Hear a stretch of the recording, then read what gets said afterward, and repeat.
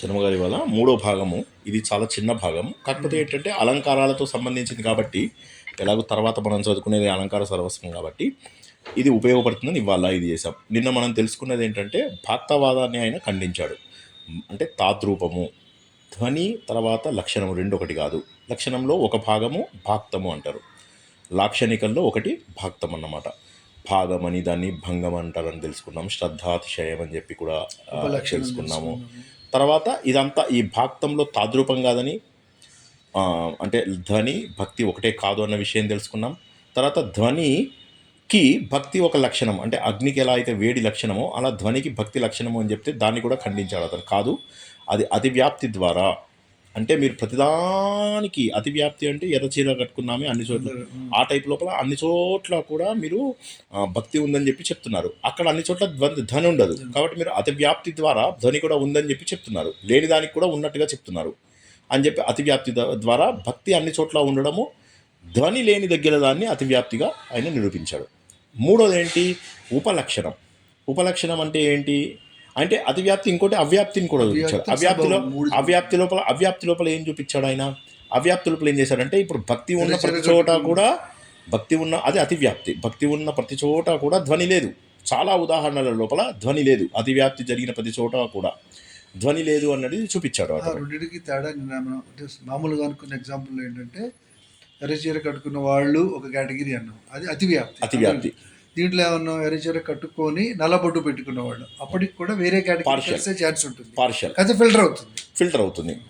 అంటే అది కూడా కరెక్ట్ కాదు. అది కూడా కరెక్ట్. అంటే వాడు ఏమంటారంటే అతివ్యాప్తి, అవ్యాప్తి, తర్వాత అసంభవం, ఈ మూడు దోషాలు లేకుండా ఉండి నువ్వు భక్తిని ధ్వనిని కలిపి చూపించి చెప్పు. ఇప్పుడు అగ్ని ఉంటే వేడి ఉండాలి అనేది అది మీరు ఎక్కడ పోయినా కాన్స్టెంట్. అగ్నికి వేడి లక్షణం అన్నారు అనుకోండి, ఎక్కడ పోయినా ఆ లక్షణం ఉంటుంది. అంతేగాని కొన్ని చోట్ల ఉండి కొన్ని చోట్ల ఉండకపోవడం జరగదు. కొన్ని చోట్ల ఉండి కొన్ని చోట్ల ఉండకపోవడం జరగదు. ఇప్పుడు ఇక్కడ ఏమవుతుంది? భక్తి కొన్ని చోట్ల ఉంటుంది, అన్ని చోట్ల వ్యాపించి వెళ్ళిపోతుంది. కాబట్టి అవసరం ఉన్న లేని ప్రతి చోట కూడా భక్తి వస్తుంది, కానీ అక్కడ ధ్వని లేదు. నెంబర్ 1. నెంబర్ 2 ఏంటి? ధ్వని ఉన్న దగ్గర భక్తి లేదు. మనం ఒక ఎగ్జాంపుల్ లోపల తెలుసుకున్నాం. ఏది? ఆ దొండపండుని దాంట్లోపల, ఆ ఎగ్జాంపుల్ లోపల మనం తెలుసుకున్నాం ఏంటంటే ధ్వని ఉన్న చోట అక్కడ భక్తి లేదు. కాబట్టి ఏమవుతుందంటే అవ్యాప్తి, అంటే అది అన్ని చోట్ల వ్యాపించి లేదు. ఒకటి అతివ్యాప్తి, వీడేమో అన్ని చోట్ల భక్తిని తీసుకెళ్ళిపోతున్నాడు, అది కూడా తప్పు. సో కాబట్టి అతివ్యాప్తి, అవ్యాప్తి అనేటటువంటి దోషాల వల్ల ఏమవుతుందంటే లక్షణము, దీనికి లక్షణం అనేటటువంటిది ధ్వనికి ఒక లక్షణం కాదు అంటాడు. భాక్తం అనేది ధ్వని యొక్క లక్షణం కాదు అని చెప్పి ప్రూవ్ చేశాడు. తాద్రూపాన్ని ఎలా ఖండించాడు? తాద్రూపం అంటే రెండు ఒకటే అని.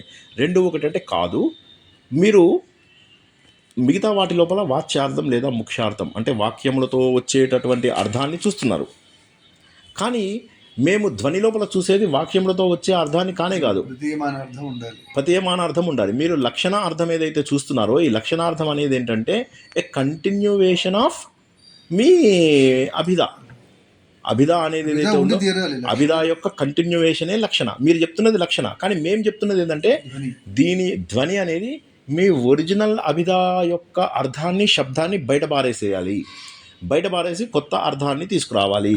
మేము ధ్వని నిరూపించాలంటే మేము ముందుగా వాచ్యార్థాన్ని గుర్తిస్తాం. వాచ్యార్థంలోంచే వ్యంగ్యార్థం వస్తుంది, కానీ ఆ వ్యంగ్యార్థం ఎక్కడుంది అని చెప్పి వెతకడంలో మేము వాచ్యార్థాన్ని వదిలేస్తాం అసలు. కానీ వాచ్యార్థం అనేది ఏంటంటే మాకు ముందు కాగడ పట్టుకుని తర్వాత మాకు దొరికిన డెస్టినేషన్ వచ్చిన తర్వాత మేము ఈ కాగడాన్ని వదిలేస్తాం. సో కాబట్టి మాకు వాచ్యార్థం ఇంపార్టెంట్ కాదు.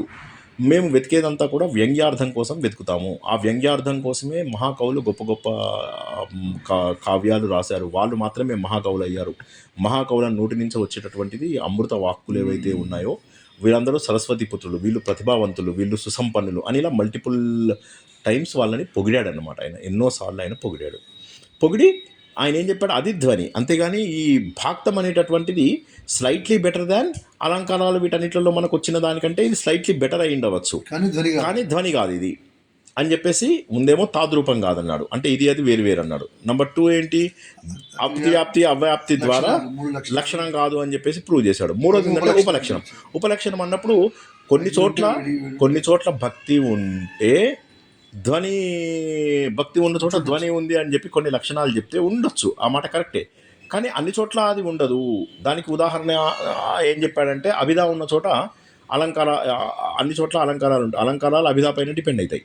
అలంకారాలు అభిధా అంటే ఏంటి? వాక్యం యొక్క పదాలు అర్థాల నుంచి తెలుస్తాయి. సామాన్యార్థం అనుకోవచ్చు. సామాన్య అర్థము ముఖ్య అర్థం ఏదైతే ఉంటుందో వాటిపైన ఆధారపడే అలంకారాలు వ్యంగ్యాన్ని ఇచ్చినా ఇంకేది ఇచ్చినా కూడా. అందువల్ల అభిధా నుంచే అలంకారాలు వస్తున్నాయి కాబట్టి అలంకారాలు మేము రాయంపోయి అలంకారాలు అవసరం లేదంటావా?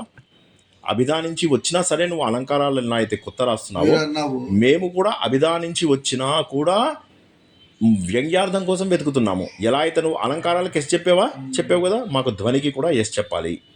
ధ్వని అనేది కూడా ప్రత్యేకంగా ఉందని గుర్తుంచుకో. అభిధా నుంచి వచ్చినంత మాత్రాన అలంకారాలు వేరు కాదు అంటున్నావా? అనడం లేదు. అభిధా నుంచి వచ్చినా కూడా నువ్వు అలంకారాలకు ఎలా అయితే వేరు అని చెప్పేసి ఒప్పుకుంటున్నావో అదేవిధంగా ధ్వని అనేది వేరే ఉంది అని చెప్పి చెప్పాలి. కాబట్టి ఇది ఉపలక్షణం కాదు అని చెప్పి నిన్న ప్రూవ్ చేశాడు. ప్రూవ్ చేసిన తర్వాత ఏం చేశాడు ఆయన? ఇది 2 రకాలు, వివక్షిత అవివక్షిత అని చెప్పేసి చెప్పాడు. అవివక్షిత అనేటటువంటిది ఏంటంటే కాస్త లాక్షణికానికి సంబంధించి దానికి దగ్గరగా ఉన్నది. సువర్ణ పుష్పాల గురించి మనం తెలుసుకున్నటువంటి ఉదాహరణ లోపల అందులోపల కూడా వ్యంగ్యార్థం వచ్చింది. ఆ వ్యంగ్యార్థంలో భూమి నుంచి బంగారం తవ్వుతున్నారంటే వీళ్ళు డబ్బు సంపాదిస్తున్నారనే ఒక అర్థం వస్తుంది. వ్యంగ్యార్థంలో ఏమొస్తుందంటే ఈ ముగ్గురు గొప్పవాళ్ళు, కష్టించి పనిచేసే వాళ్ళు అనేటటువంటి అర్థం కూడా వస్తుంది. 3వ అర్థం కూడా వస్తుంది, వ్యంగ్యార్థం కూడా వస్తుంది. అది అవివక్షిత. వివక్షిత లోపల ఏంటి? చెప్పబడుతున్నాడు డైరెక్ట్గా. అంటే ఎలా చెప్తున్నాడు వాడు?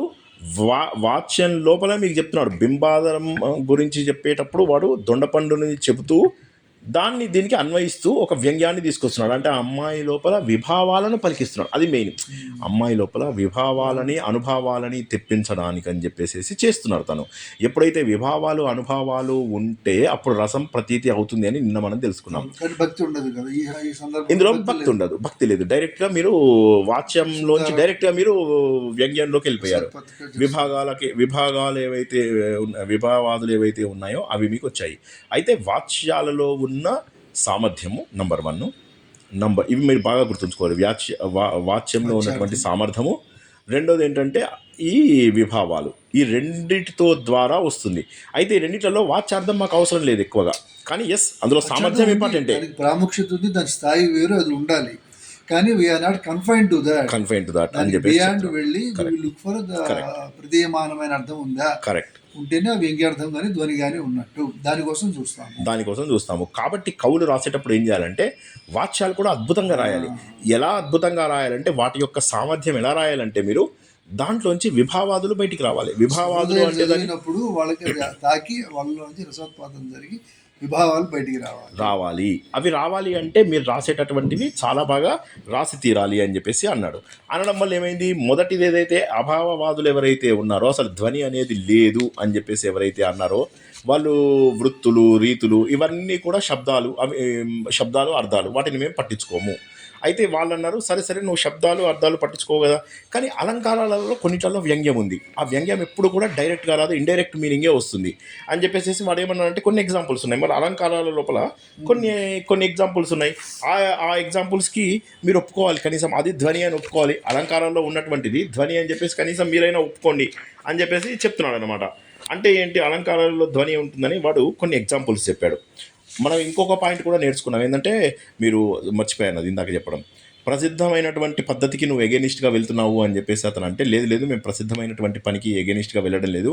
ప్రసిద్ధమైన పనిని మీరు గుర్తించలేదు, అందులో ధ్వని ఉందని. ఉదాహరణకి రామాయణ మహాభారత కావ్య శాస్త్ర ఈ మన వాంగ్మయం ఏదైతే ఉందో అందులోపల ఆల్రెడీ ధ్వని ఉంది, మీరు గుర్తించలేదు.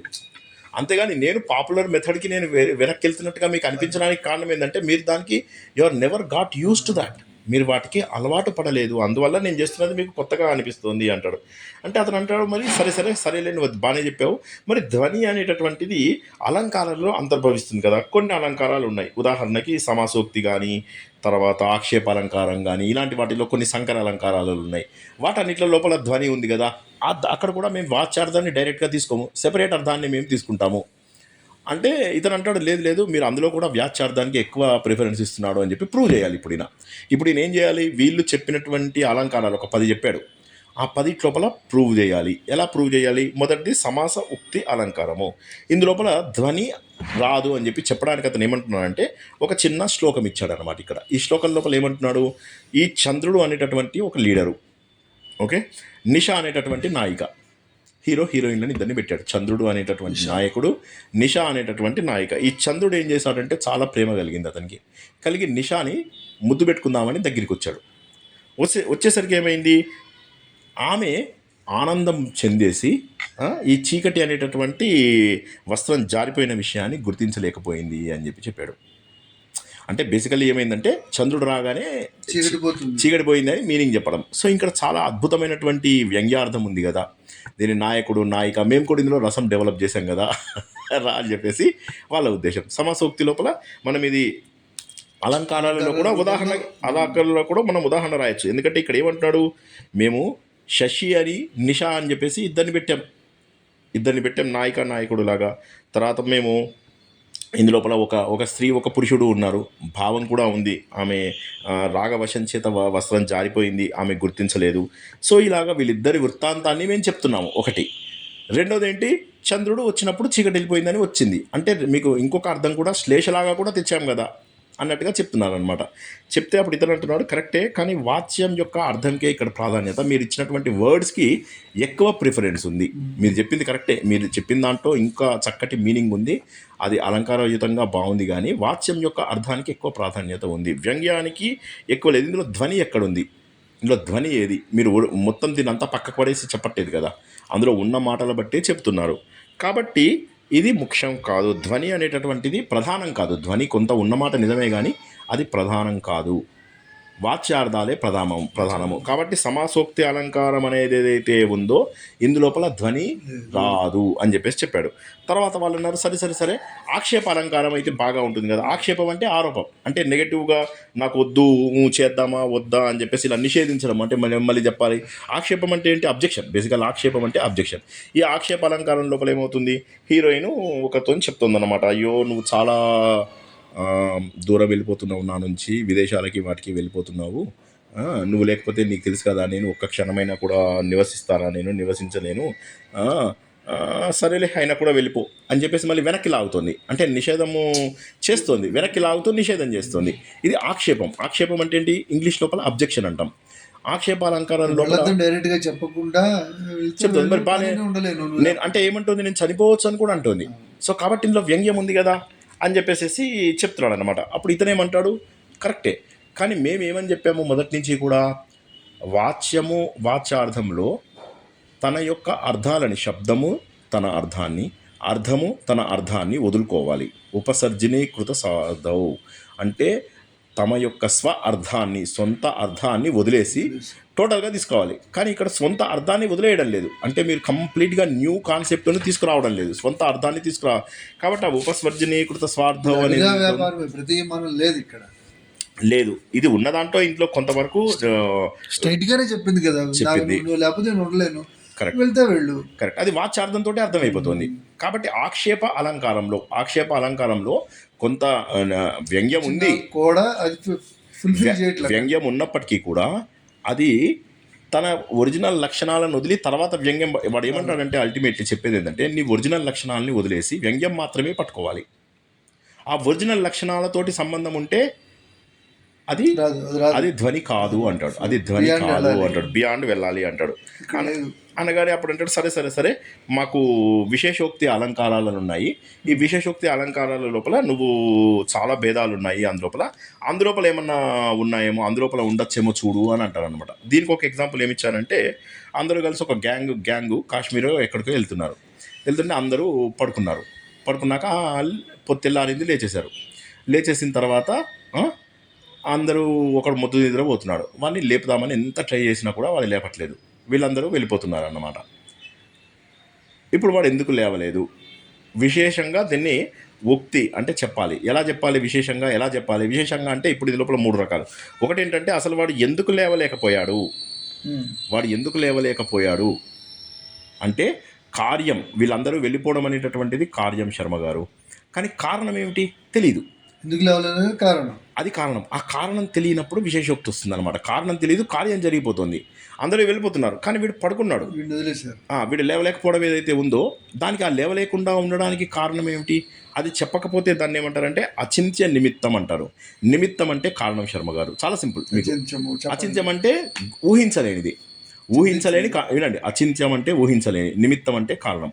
అచింత్య నిమిత్త విశేషోక్తి అలంకారం. వాడు ఎందుకు లేచాడు, వాడు ఎందుకు లేవలేదు అనేటటువంటిది, వాడు లేచి వీళ్ళతో వెళ్ళాల్సినటువంటి కార్యానికి కారణం ఏమిటో తెలియకపోతే దాన్ని అచింత్య ఆ, నిమిత్తం అంటాడు. అలా కాకుండా ఏంటి, కారణం ఉంది, ఆ కారణం ఏంటో తెలిసిన దాన్ని చెప్పారు, దాన్ని ఉక్త నిమిత్తం అంటారు. ఉక్త నిమిత్తం అంటే లేదు లేదు వాడు రాత్రి ఎక్కువసేపు పడుకున్నాడు, కారణం అది. ఆ కారణం వల్ల వాడు లేచి వీళ్ళతో వెళ్ళాలనే కార్యాన్ని చేయడం లేదు. విశేషోక్తి మనకు కొత్తగా అలంకారంగా అడిగినా కూడా మనం ఈ ఎగ్జాంపుల్ రాసేసేయచ్చు అనమాట. సో కాబట్టి చెప్పబడినటువంటి కారణం ఉన్నట్లయితే దాన్ని ఉక్త నిమిత్తం అంటారు. ఇంకోటి ఏంటి, మీకు చెప్పట్లేదు వాడు, అనుక్త నిమిత్తం అంటే ఆ మూడిట్లలో కూడా కారణం ఉంటుంది. కారణ కార్యాలతో సంబంధించినదే విశేషోక్తి అలంకారం. కాబట్టి మీకు ఇక్కడ కారణం ఉంటుంది, మూడో దగ్గర కారణం ఉంటుంది. కారణం ఉన్నా కూడా అనుక్తం చెప్పబడలేదు. ఇప్పుడు వీడు పడుకున్నది, ఇప్పుడు మనం చెప్పినటువంటి కేసు లోపల తీసుకున్నట్టయితే ఈ కేసు లోపల వాడు పడుకున్నాడు, కారణం కూడా తెలియదు ఎవరికి. వాడు లేవకుండా ఉండి వీళ్ళందరితో వెళ్ళకూడదు అనేటటువంటి కార్యం ఏదైతే ఉందో దానికి కారణము చెప్పలేదు. ఉంది, కారణం ఉంది కానీ చెప్పలేదు. ఆ కారణం ఏదో ఉంది కానీ వాడు చెప్పలేదు. ఇప్పుడు వీటన్నిటిలో కనుక మీరు చూసినట్లయితే ఎక్కడ ఇది ఉంది, మీరేమంటారు, ఎక్కడ మీకు ధ్వని ఎక్కడి నుంచి వస్తుంది, ఉన్నదంతా కూడా మీకు వాడు వెళ్ళలేదు అన్నటువంటిదే బియాండ్గా లేదు లేదు. కాబట్టి వాచ్యార్థంలోంచే మీకు ఎంత తెచ్చినా తేవాలి. వాడి కారణం చెప్పకపోతే మనకి ఎప్పటికీ తెలియని కూడా తెలియదు కదా. సో కాబట్టి ఇందులోపల ధ్వని లేదు అంటే లేదు వాడు కార్యం చెప్పకుండా ఉన్నప్పుడు, అంటే థర్డ్ ఏదైతే ఉన్నదో అనుక్త నిమిత్త, అదిలో ధ్వని ఉండొచ్చు కదా. వాడు చెప్పట్లేదు అంటే లేదు అక్కడ కూడా నువ్వు వాచ్యార్థంలో నువ్వు మీనింగ్ చెప్తే తప్ప అక్కడ తెలియదు. అందులో ధ్వని ఏం చెప్పగలుగుతారు, అందులో ధ్వని ఏముందని చెప్పగలుగుతారు, అనుక్తమే, చెప్పలేదు. కాబట్టి నువ్వు అక్కడ మీనింగ్ అనుకోవాలి. కానీ ఎలా అనుకుంటాం, కారణం మాట్లాడడం లేదు కదా, కారణం తెలియదు కదా. ఎస్పెషల్లీ ఈ శ్లోకంలో అసలు కారణం కూడా చెప్పలేదు. కాబట్టి మేము ఎలా చెప్పాలి అని చెప్పేసి విశేషోక్తి లోపల కూడా ఇది మాకు వాచ్యం పైననే డిపెండ్ అవ్వాలి. ఇది ధ్వని అనేది ధ్వనించింది అని మేము అనుకోము అని అంటాడు. అంటే ఇప్పుడు మనం ఏం తెలుసుకున్నాం, 3 తెలుసుకున్నాం. ఒకటేమో సమాసోక్తి. సమాసోక్తి లోపల ఏమవుతుంది, రెండు అర్థాలు వస్తున్నాయి. ఒకటి చంద్రుడు వచ్చిన తర్వాత చీకటి వెళ్ళిపోయింది అన్నది ఒకటి, నాయకుడు నాయకి అని చెప్పేసి రావడం ఒకటి. అంటే అప్పుడు దానికి జవాబు ఏం చెప్పారు వీళ్ళు, కాదయ్యా ఇది నీ వాచ్యంలోంచే వచ్చినటువంటి అర్థం చేసుకో అని చెప్పారు. రెండోది ఏమైంది మీకు, ఆక్షేపణ అలంకారంలో స్టేట్ గానే ఉంది వెళ్ళంటుంది. సో అందులోపల కూడా వ్యంగ్యం ఉంది, కానీ ఆ వ్యంగ్యము తన సొంత అర్థాన్ని వదులుకుని వాచ్యార్థం కన్నా భిన్నంగా లేదు అని చెప్పేసి. మూడో పాయింట్ వచ్చేసరికి విశేష ఉక్తి లోపల 3 కేటగిరీలు ఉన్నాయి. ఇందులోపల మళ్ళీ అచింత్యము, ఉక్తము, తర్వాత అనుక్తం లోపల కనీసం మీరు ఒప్పుకోవాలి ధ్వని ఉంది అని అంటే లేదు, అందులో కూడా ధ్వని లేదు. ఎందుకంటే మాకు అక్కడ కారణం చెప్పట్లేదు. కాబట్టి అక్కడ ప్రత్యేకంగా మనకు వాడు ఎందుకు లేవలేదు అనేటటువంటిది మనకు ప్రత్యేకంగా తెలియడం లేదు. కాబట్టి ఇది మేము చెప్పలేము అని చెప్పేసి అన్నారు. అంటే వాళ్ళు అయితే ధ్వని లేదా, సరే పర్యాయోక్తి ఉంది కదా, పర్యాయోక్తి లోపల ధ్వని ఉందేమో చూడు అంటాడు. పర్యాయోక్తి లోపల ఏమవుతుంది, శ్రీకృష్ణుడు దుర్యోధనుడి ఇంటికో శిశుపాలుడి ఇంటికో వెళ్తాడు భోజనం చేయడానికి. మామూలుగా వెళ్తే వాళ్ళు అంటారు భోజనం చేయి అంటారు. భోజనం చేయి అంటే ఇతనేమంటాడు, ఇంట్లో వండినటువంటి ఫుడ్డుని బ్రాహ్మణులు తినకుండా మేము తినడం మాకు ఆచారం, మా ఇంట వంట లేదు అంటాడు అన్నమాట. అనగానే ఇప్పుడు దుర్యోధనుడు కానీ శిశుపాలుడు కానీ ఆయన కృష్ణుడు ఎవరింటికి వెళ్తే వాళ్ళ ఇంటికి వాళ్ళు ఏమని చెప్పాలి, బుక్లో ఏముందో ఒకసారి చూడండి. తర్వాత శిశుపాలుడిలో దుర్యోధనుడిలో ఒకరింట్లో వెళ్తే అప్పుడు అతను ఏమంటాడు దానికి, నేను ఇక్కడ తిననంటే ఇంట్లో వండినటువంటి అన్నం ఎవరన్నా విప్రులు భోజనం చేసిన తర్వాత తినడం మాత్రమే మాకు అలవాటు అంటాడు. ఇప్పుడు విప్రులు భోజనం చేయాలి అంటే ఏమన్నా బ్రాహ్మణ్ని తీసుకొచ్చి కూర్చోబెట్టి తినిపించాలి. బ్రాహ్మణ హత్య ఆ రోజుల్లో తప్పు. ఈ రోజుల్లో బ్రాహ్మణులను చంపేయడం అనేటటువంటిది మామూలు అయిపోయింది. కానీ ఆ రోజుల్లో ఏమైంది, బ్రాహ్మణుల హత్య పెద్ద కేసుగా తీసుకునేవాళ్ళు అనమాట. అందుకని వాడు చుప్చాప్గా ఊరుకుంటాడు. శ్రీకృష్ణుడు వీళ్ళ ఇంట్లో తినకుండా బయటికి వెళ్ళిపోతాడు.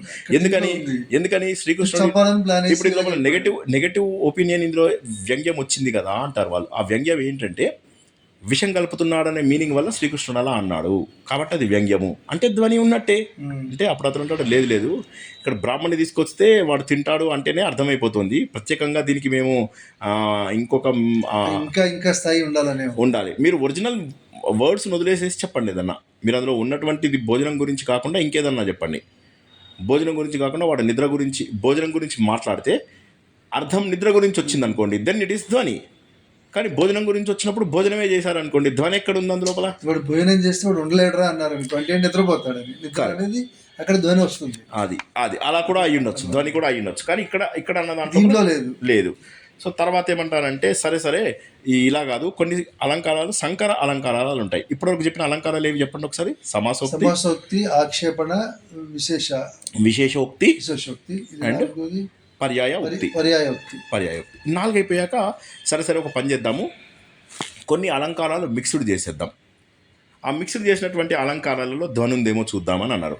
అందులోపల ఏం చేశారు, సందేహ అలంకారాన్ని ఉపమా అలంకారంతో కలిపేసేసి ఏం చేశారు, ఇందులోపల శశివదన అని చెప్పేసి ఏదో స్టార్ట్ చేస్తారనమాట. శశివదన అంటే ఇప్పుడు ఇందులో ఏంటి, చంద్రుడు ముఖంలాగా ఉన్నది అని రూపకాలంకారం లాగా అనాలా, లేకపోతే చంద్రుడు లాగా ఉంది అని చెప్పి ఉపమాలంకారం దేవాలా? సో కాబట్టి ఒక అలంకారం కనుక వాచ్యం అయితే ఇంకొక అలంకారం వ్యంగ్యమయ్యే అవకాశం ఉంది. అంటే ఒకే దాంట్లో నుంచి 2 మీనింగ్స్ వచ్చాయి కాబట్టి ఒక అలంకారం అంటే ఇది సందేహంలో మనకు ముందేమో సందేహం తెచ్చింది, అది కాక ఈ 2 అలంకారాలలో ఏది అని చెప్పేసి చెప్తుంది. అయితే ఇందులోపల ప్రాబ్లం ఏంటంటే ఏది వ్యంగ్యం అనేది మనకు తెలియదు ఇప్పుడు. ఎందుకంటే ఒకటి వాచ్యం అయితే ఇంకోటి వ్యంగ్యం అయితే. ఇప్పుడు ఇందులో ఏది వాచ్యం ఏది వ్యంగ్యం? ఇప్పుడు మీరు శశివదన అన్నారు, మీరు చాలా క్లియర్గా అర్థం చేసుకోండి, ఇది it's not difficult to understand. Sasivadana అంటే చంద్రుడు లాంటి మొహం ఉన్నదానా అని ఒక మీనింగ్ వస్తుంది. రెండో మీనింగ్ చంద్రుడు వలె, చంద్రుడే మొహమైన దానా వచ్చింది. వచ్చినప్పుడు ఇందులో ఏది వ్యంగ్యమో ఏది వాచ్యమో తెలియాలి మీకు. ఒకటి వాచ్యమో అని దాంట్లో నుంచి డిరైవ్ చేసింది ఒక వ్యంగ్యం ఉండి దీనికి సంబంధం లేనిదై ఉంటే లేదు కదా, స్ట్రైట్ ఉంది. చంద్రుడు వల్ల ముఖం ఉంది, స్ట్రైట్ వాచ్యార్థమే నిలబడుతుంది కానీ వాచ్యార్థమే అర్థం రావట్లేదు. సూపర్, వాళ్ళు చెప్పినవే మీరు చెప్తున్నారు. ఎగ్జాక్ట్లీ వచ్చేసింది.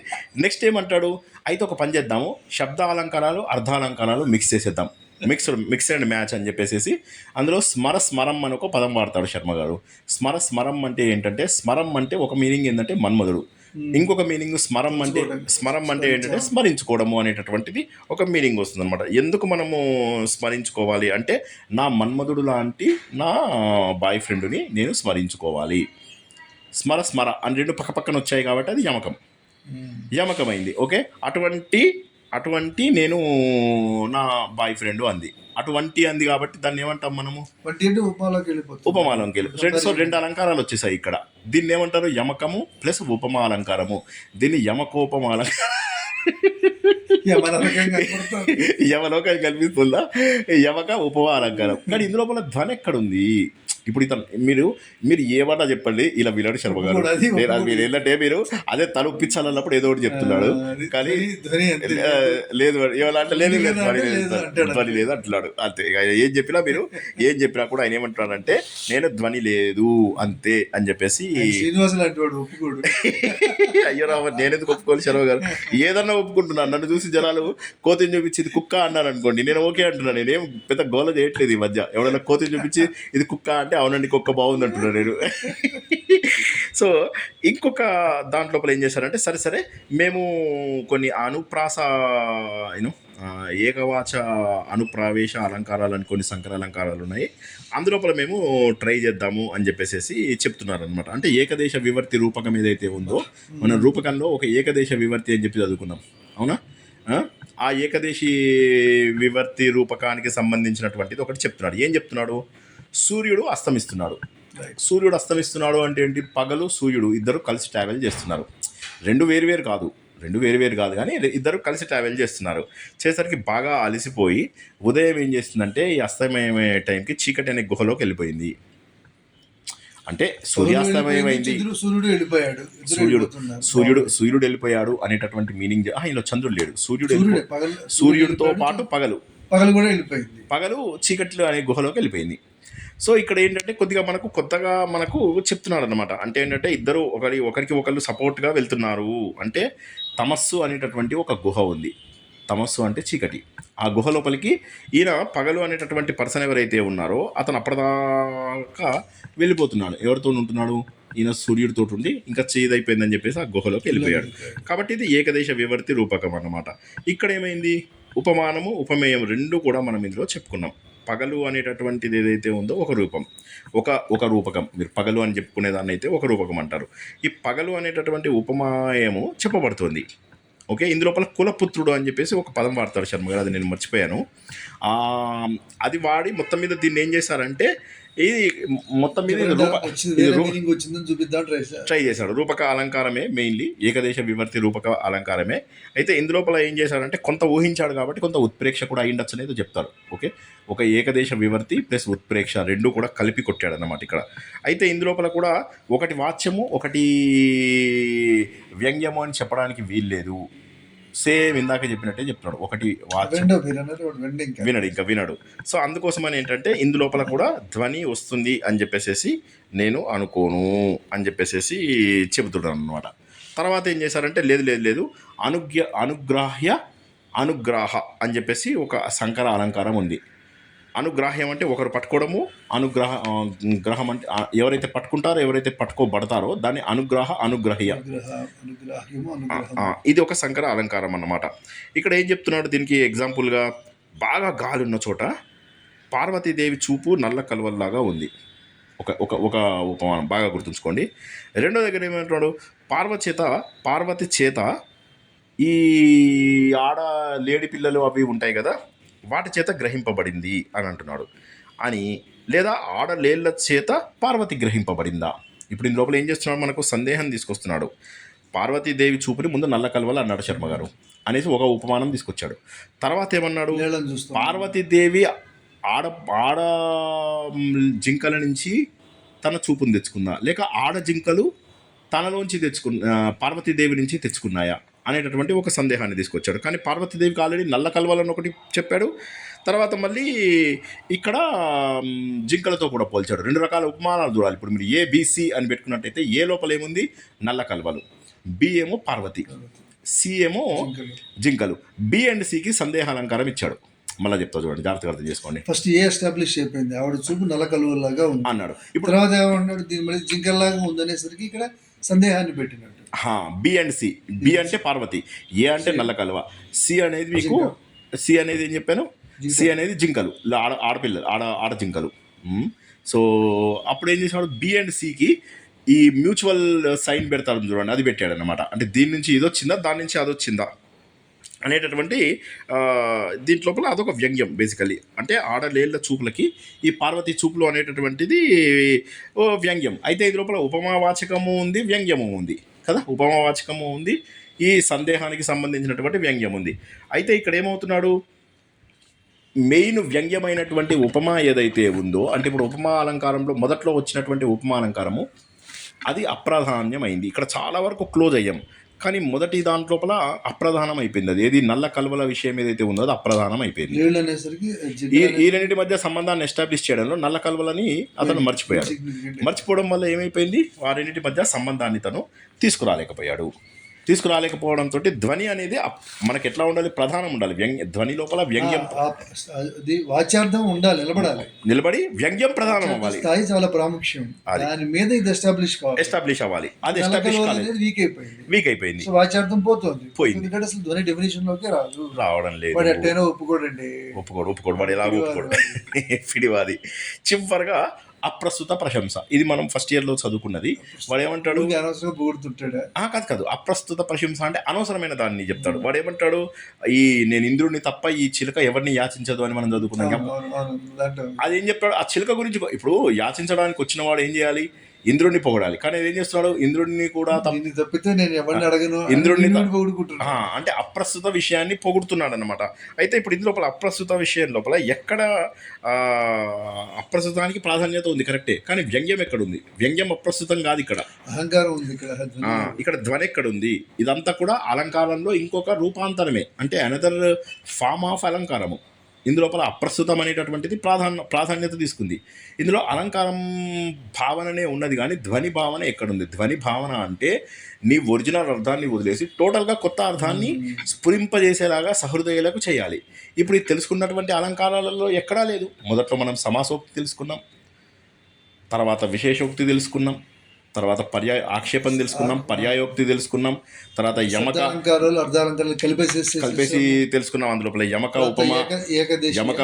యమక ఉపమాము అని చెప్పేసి ఒకటి తెలుసుకున్నాము. ఏకదేశ వివర్తితోటి ఉన్నటువంటిది ఒకటి తెలుసుకున్నాము. అనుగ్రాహము అనేటటువంటి పార్వతీదేవిది దాన్ని తెలుసుకున్నాము. ప్రశంస అలంకారాన్ని తెలుసుకున్నాము. ఎన్ని అలంకారాలలో కూడా అలంకార భావన వస్తుంది.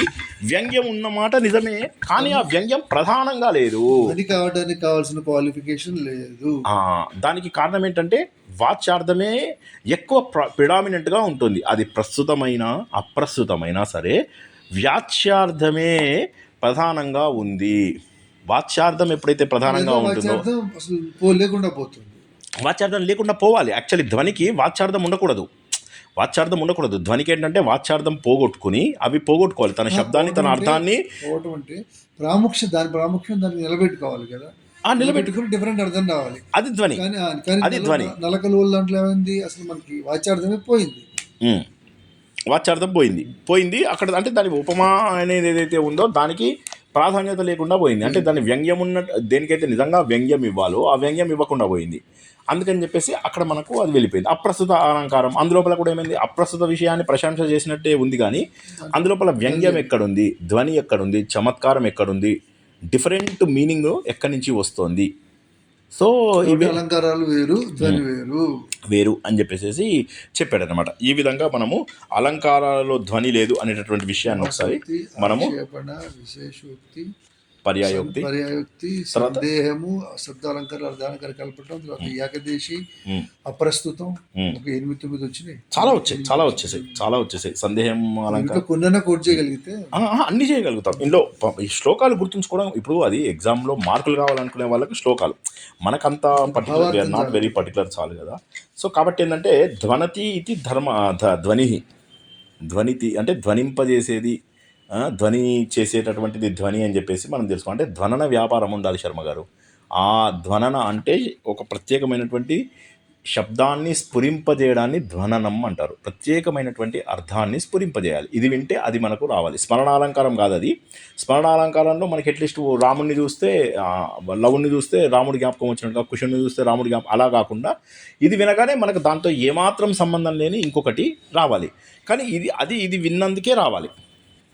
అది అంటే ఒక్కొక్క రకంగా రావచ్చు కదా. మరి అది కూడా పాయింట్. ఇప్పుడు ఏంటంటే ఒక్కొక్క రకంగా ఇది అర్థమయ్యే ఛాన్స్ ఉంది కదా, మారిపోతుంది. దానికి ఏమంటారంటే అది కరెక్టే, కానీ రాసేటతను అలా ఇంకొక అర్థం వస్తుంది అనేటటువంటి పద్ధతితోటే రాయాలి అని చెప్పేసి అంటారన్నమాట. కాబట్టి మొదటి నుంచి ఏమైందంటే ఇతను ధ్వని అనేటటువంటిది కావ్యం యొక్క ఆత్మ, మిగతావన్నీ అంగాలు. ఇప్పుడు మీరు అలంకారం తీసుకుంటే అలంకారం కూడా అంగాలే, ఆత్మ కాదు. ఈ అంగి ఎవరైతే అలంకారాలను ధరించినది ఏదైతే ఉందో అది ధ్వని అనేది అంగి. ఈ అంగికి ఉన్న అంగాలు కావాలంటే మీరు శబ్దాలంకారాలు, అర్ధాలంకారాలు, వృత్తులు, రీతులు వాడుకొని మీకు ప్రత్యేకమైన అర్థాన్ని వేరే ఇవ్వాలి. అందుకే దట్ ఈస్ వాట్ ఇది వస్తు, అలంకార, రస రూపాలు 3 ఉన్నాయి వ్యంగ్యంలో. ఈ 3 వ్యంగ్యాలు ధ్వని. కానీ ఇందులోపల మెయిన్ కండిషన్ ఏంటంటే ఉపసర్జనీకృత స్వార్థవు. అంటే ఏంటంటే ఈ వాచ్యార్థము తన యొక్క అర్థాన్ని పూర్తిగా పోగొట్టుకుని, ముందు మనము కాగడా పట్టుకొని వాచ్యార్థాన్ని అర్థం చేసుకుంటాం. అర్థం చేసుకోగానే వెంటనే మనకు వాచ్యార్థం వెళ్ళిపోతుంది. వాచ్యార్థం వెళ్ళిపోయి డైరెక్ట్గా మనకు ఇంకో అర్థం వచ్చేస్తుంది. ఆ పర్పస్ ఏంటో అర్థమవుతుంది. వారు చెప్పిన మాట విన్నాం, శర్మ గారు మీరు వెళ్ళండి, సాయంత్రం మన ప్రోగ్రామ్ మీకు తెలుసు కదా అన్న, అప్పుడు మీకు టక్మని స్ఫురిస్తుంది. ఓకే అని చెప్పేసి నేను వెళ్ళను అని చెప్పేసి అంటారు. లేదు శ్రీనివాస్ గారు నాకు పని ఉంది అని చెప్పి చెప్తాను. మీకు అలా స్ఫురించాలి, టక్మని స్ఫురించాలి. అందుకే వాడు ఏమంటారంటే త్రుటిలో మీకు స్ఫురించాలి అని చెప్పి చెప్పాడనమాట. అది స్ఫురించడం కోసం ఇందులో 3 రకాల అభావాలు, ధ్వనిని వ్యతిరేకించే వాదనలు ఉన్నాయి. మొదటి దాన్ని అభావ వాదన అంటాము, రెండో దాన్ని భాక్తవాదం అంటాము, మూడో దాన్ని అనిర్వచనీయ వాదం అంటాము. ఇప్పుడు ఈయన ఏమంటారంటే ఈ ముగ్గురికి నేను పట్టించుకోను, నేను చెప్పేది ఏంటంటే సహృదయులకు మనస్సుకు ప్రీతి కలగడం కోసం అని చెప్పేసి నేను ధ్వనిని నిర్వచిస్తున్నాను అని చెప్పేసి అప్పుడు చెప్పాడనమాట. ధ్వని అనేటటువంటిది కావ్యం యొక్క ఆత్మ. ఇది ఇవాళ నేను చెప్తున్నటువంటిది కాదు, మహాత్ముడైనటువంటి వాల్మీకి టైంలోనే ఈ రసం అనేటటువంటిది రావడం జరిగింది. అదిగాక ఇది వస్తు రూపంలోనూ, అలంకార రూపంలోనూ, తర్వాత రస రూపంలోనూ ఉంటుంది అని చెప్పేసి దీనికి వాచ్యం యొక్క అర్థం లోపల ఉన్నటువంటి సామర్థ్యం కూడా ఇంపార్టెంటే, కానీ దాన్ని వదిలేస్తాం తర్వాత. నెంబర్ 2 ఏంటంటే విభావాదులు. అంటే ఒక రసాన్ని కలిగించే స్పెషల్ ఫీలింగ్. ఆ విభావాదులని తీసుకురాగలిగేటటువంటిది మాత్రమే ధ్వని అని చెప్పి దానికి ప్రూఫ్గా ఏం చేశాడు, ముందు వస్తురూప ధ్వనులు చెప్తాను అని చెప్పి అందులో 5 రకాలు చెప్పాడు.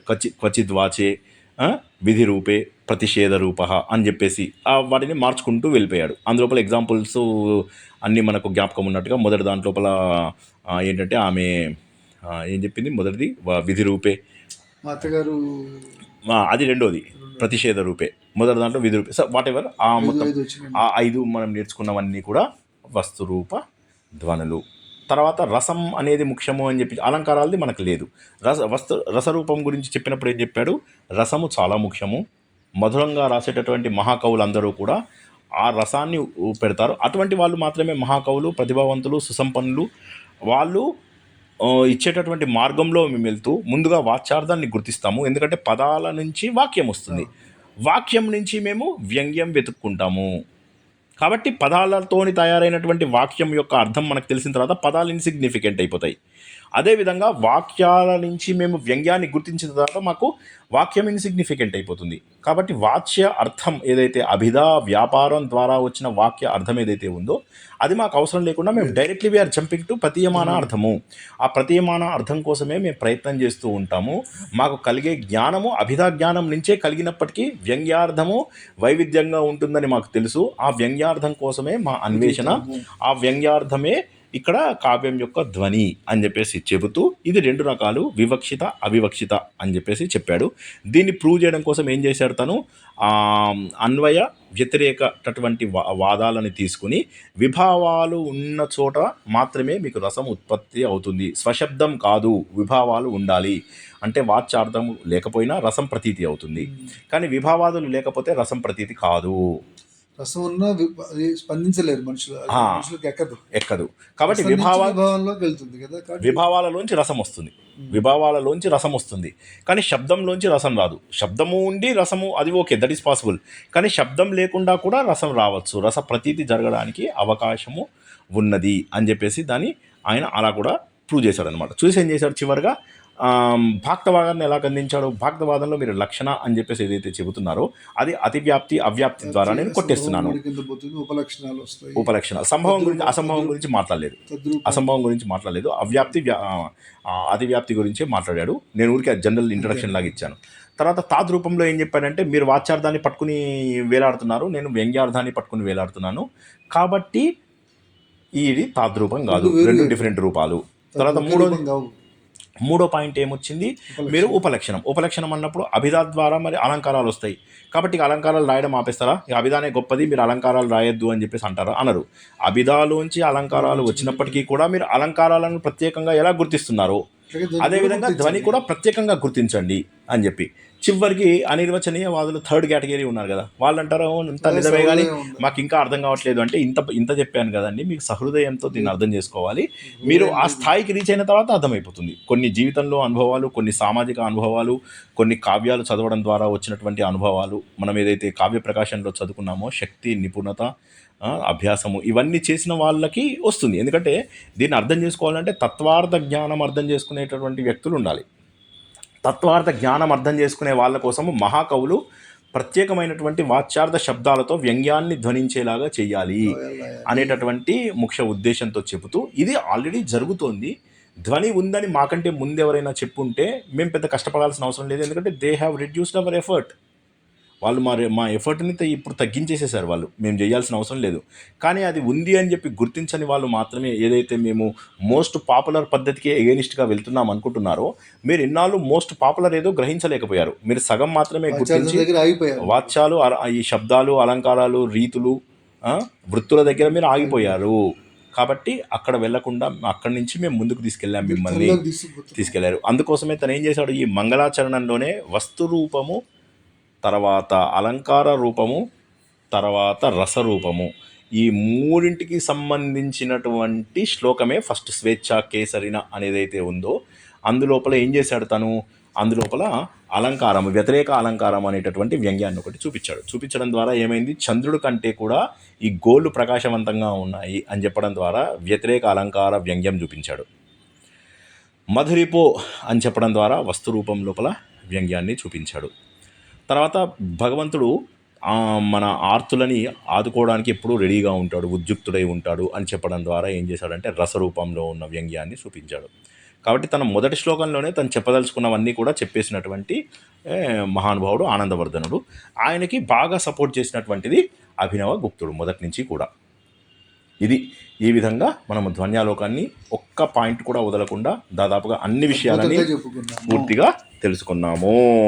అందరూ కూడా శ్రద్ధగా విని ధ్వన్యాలకు అక్షంతలు వేసుకోండి.